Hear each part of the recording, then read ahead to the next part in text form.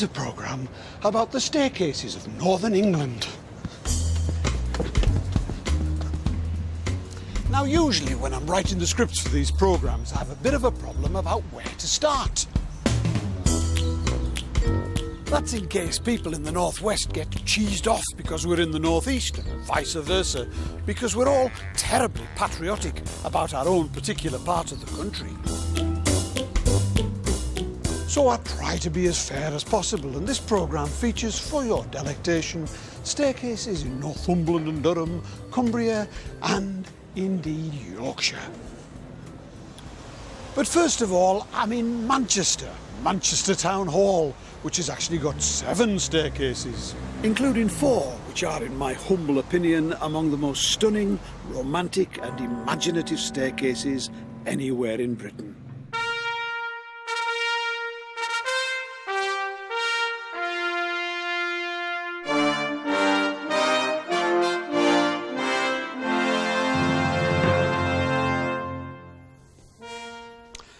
Alfred Waterhouse, the architect of Manchester Town Hall, did some very clever things with these staircases. He made the treads of the main staircase here especially wide and easy so that Victorian ladies in their vast skirts wouldn't trip over. Not a problem for me, of course, because I'm not a lady or indeed Victorian. He did very clever stuff with heating and ventilation as well, but all of that is as nothing by comparison to the way that he made these staircases look. I think it's just fantastic the way that the main staircase interlocks with the spiral staircases. It's just so romantic, and the way that everything is framed by the tracery of Gothic arches, it creates the most marvellous views.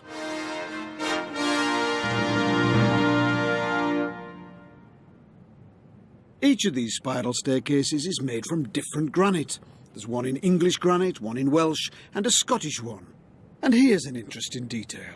The original gas pipes were hidden underneath the handrail. It doesn't sound very safe to me. So there you are, one of my absolute favourites. But I want this programme to be more than just some nice bits and pieces. I want it to be a sort of history of staircases as well. So we're going to go now to look at another set of stairs, which isn't as posh as these ones, but which is far, far older.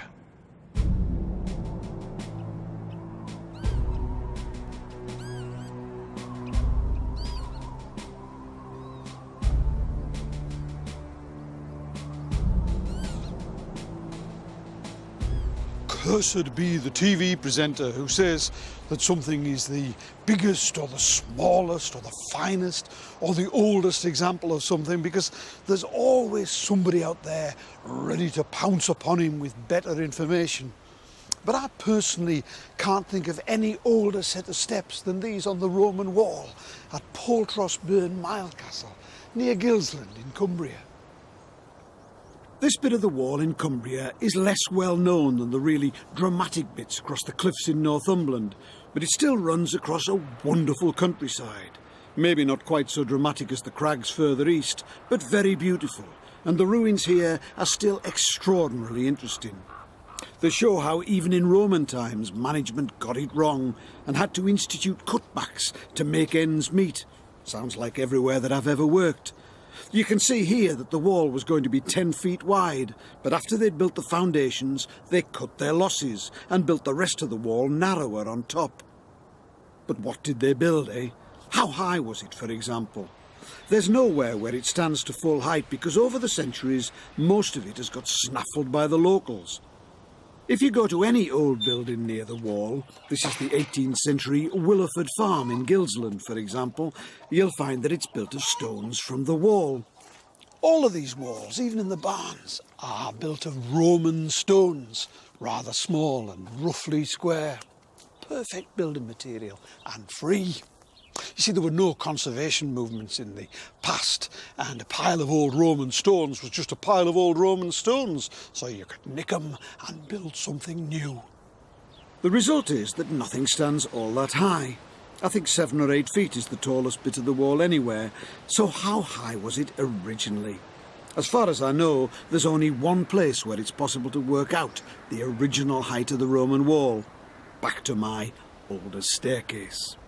You see, this staircase has got a beginning here and it's got a definite end here.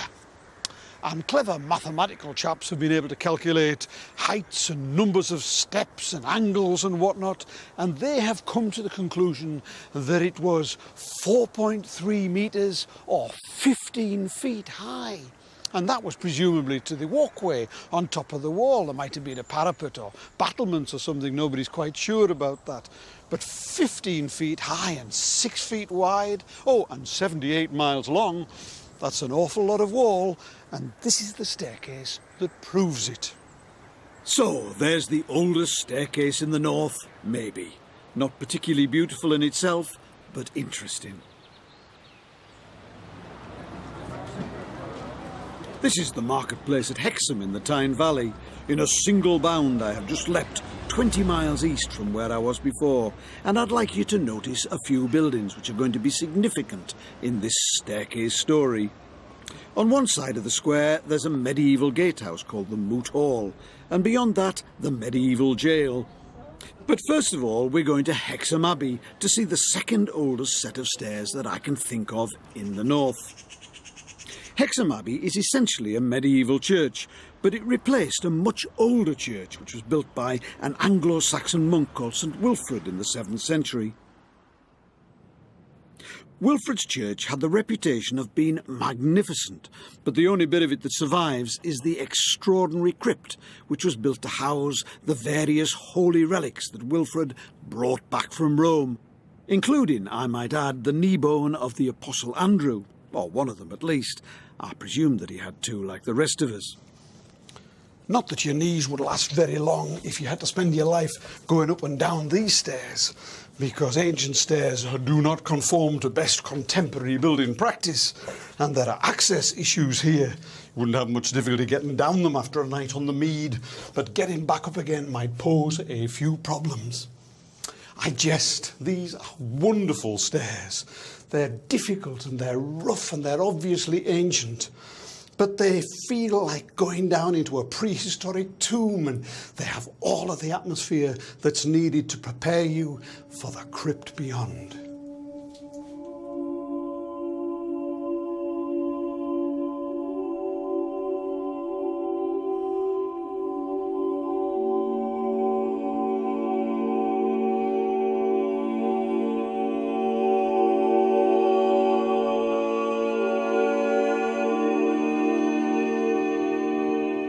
As I said before, the church was entirely rebuilt in the Middle Ages, in the 13th century, the 1200s. That's 600 years later than the crypt, but still a goodly age. And it is a terrific piece of architecture and a quite enthralling building. But Hexham's also lucky enough to have a medieval staircase that's almost like no other, the night stairs.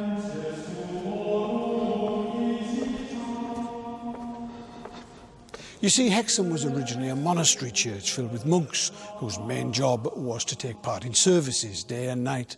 And these stairs were their processional route from their dormitory down to the nighttime services.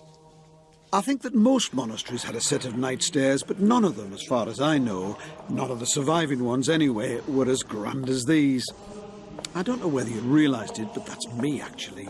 Not a real monk at all, but me pretending to be one. I see I'm almost bald enough to be a monk. This is one of the great staircases of medieval England. I can't think of another one that's quite so monumental. There's a beautiful one that goes into the chapter house at Wells, but you see, ceremonial splendour like this is really rare because most medieval people had to make do with spiral staircases, which had several advantages over other sorts of staircases. Do you mind hanging on for a moment? Is that okay? Thank you. First of all, of course, they were compact. They hardly took up any space in the building at all. This, for example, is the staircase in the 14th century old jail at Hexham, just across the marketplace from the abbey. And together with the Moot Hall here, it formed a sort of administrative compound because in the Middle Ages, Hexham belonged to the Archbishops of York. The hall combined the duties of gatehouse and courthouse. And of course the jail was where all the ne'er-do-wells ended up. As you can see, it's not very big at all. So they couldn't afford to waste too much space on the stairs, and of course they didn't. I've got a plan of the building here, and you can see how tiny the stairs are, tucked away in the thickness of the wall. But of course, there were other advantages to spiral stairs as well. They were narrow and steep, and they were easy to defend against attackers, unless you happened to be left-handed like me. Because they were always spiralling clockwise, the advantage was with the right-handed defender. And of course, the right-handed attacker was tucked in against the narrow part of the spiral. But what if it was the attacker who was left-handed? Because they're so common, I've always had a tendency to underestimate spiral staircases, but they really are remarkable things. They're really elegant for a start. Their outer edges form a helix, a beautiful three-dimensional spiral. And then they're really clever too, the way that they're built. The stairs themselves aren't really part of the outer walls.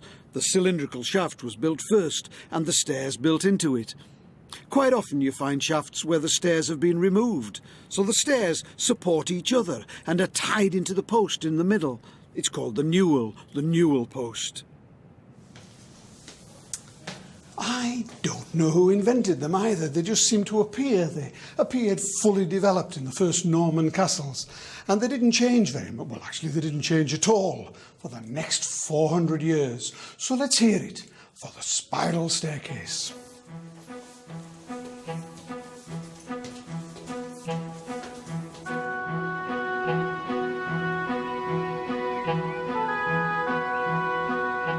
Now here's another medieval building, and a pretty spectacular one at that. Durham Castle, one of the great castles of England, the home in former centuries of the Bishop of Durham, who was always one of the most powerful men in the country.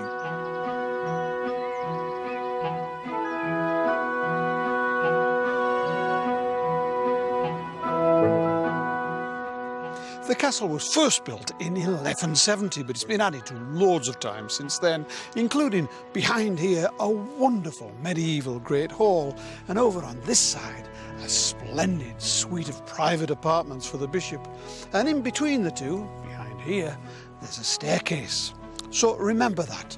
Great hall, private apartments, staircase.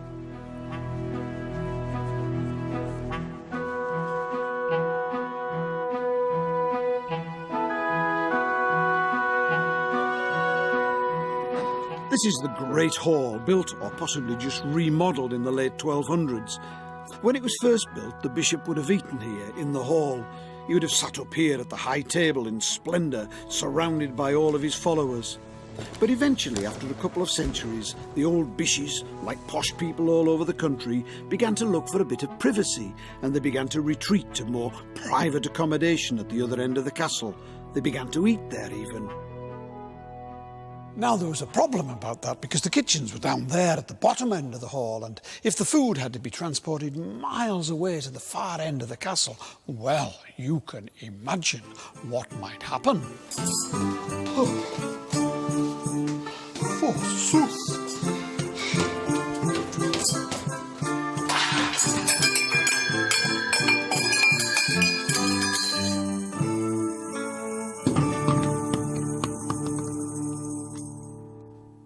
There is nothing that your average bishop likes less than a ruined tea.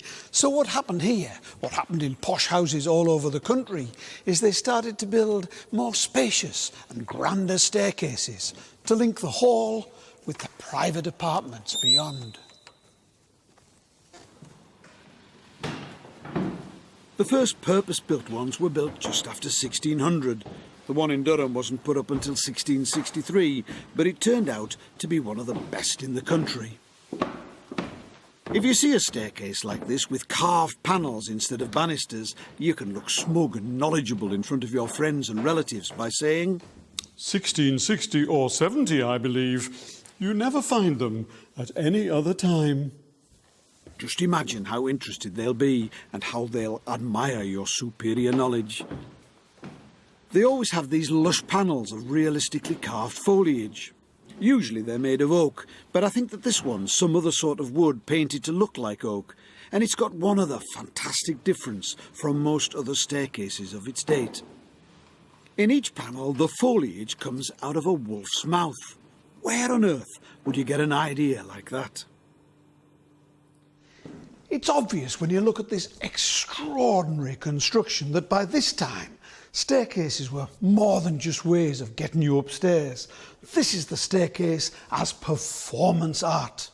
Here's a few glimpses of a few other great northern staircases in a few other great northern buildings.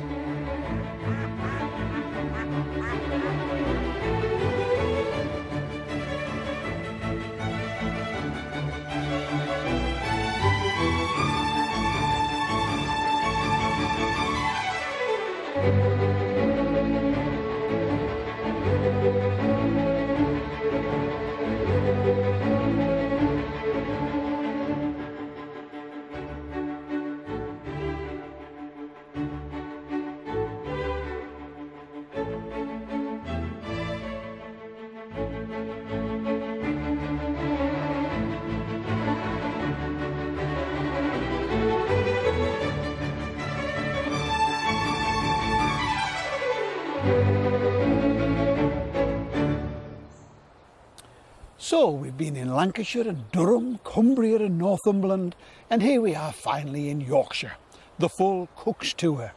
This is Benningborough Hall, a National Trust property just outside York, which was built between 1710 and 1716, and very nice it is too, I'm sure you'll agree. The people who lived in a house like this lived a very formal existence. They knew exactly what their place was in society, and they knew what everybody else's place was too. So they knew what order people came in. That's why a flight of stairs like this was important at the entrance to your house. It had a purpose, not just to get up to the front door, but to establish rank. If somebody less important than you came to call, you could stand at the top of the stairs to greet them while they stood down at the bottom, and you could decide whether to invite them in or not. But if somebody more important than you came to call, you had to be down at the bottom of the stairs and allow them to go up to the top before you. They would then lead the way into your house.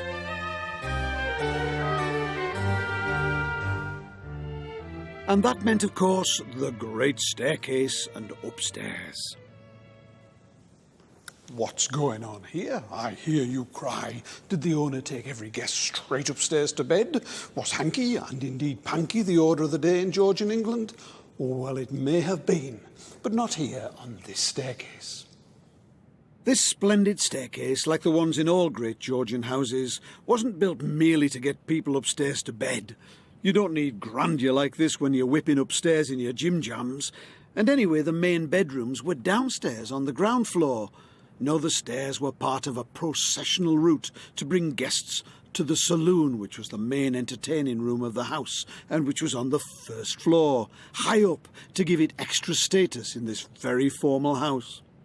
We don't need to go as far as the saloon because we're here to look at the staircase, and there's just so much to say about that I hardly know where to begin. It was carved by a York joiner called William Thornton, who seems to have been the designer of the whole house. What did he carve? Well, all staircases have got the same bits. There's the tread, which is the flat bit, and the riser, which is the vertical bit. Now, modern building regs say that the tread has got to be 9 inches or 229 millimetres wide, a little less than the length of the average foot, and the riser has got to be a maximum of 8.5 inches high and a minimum of 5 inches. This one's nothing like that. The risers here are very shallow, no more than less than 5 inches, but the treads are enormous. They're over 14 inches across, and that's very, very wasteful of space. It takes ages to achieve any height with a stair like this, and that's why the stairwell here is so huge. The relationship between the height and the width of a step was all mathematically worked out in those days. It had been done by a Frenchman called François Blondel, whose calculations were followed by just about every architect. He said that you should let x equal the spaces over which a person walks with ease on a level plane, and Z the height a person could with equal ease ascend vertically, then if H be the height of the step and W its width, are you following me here? Then the relation between H and W must be such that when W equals X, H equals 0, and that when H equals Z, W equals 0. I mean, it's obvious when you think about it, isn't it? And that leads, as the night follows the day, to the equation W equals X minus 2H. So simple. But the effect of all this is to create a staircase which is fabulously easy to walk up and easy to look dignified on, and which is worthy of that dignity in other respects too, because it is magnificently carved.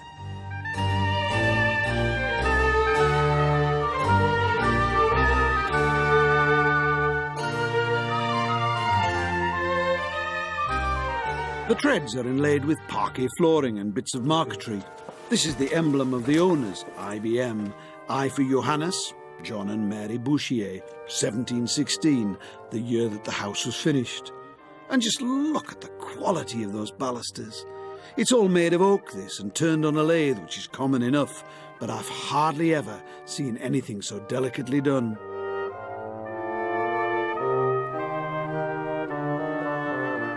The sticky outy bits are called knops, K-N-O-P-S, knops. There are rounded knops, and there are squarish knops, and there are leaf-carved knops. This is a well-knopped staircase. Have you seen the knops on that?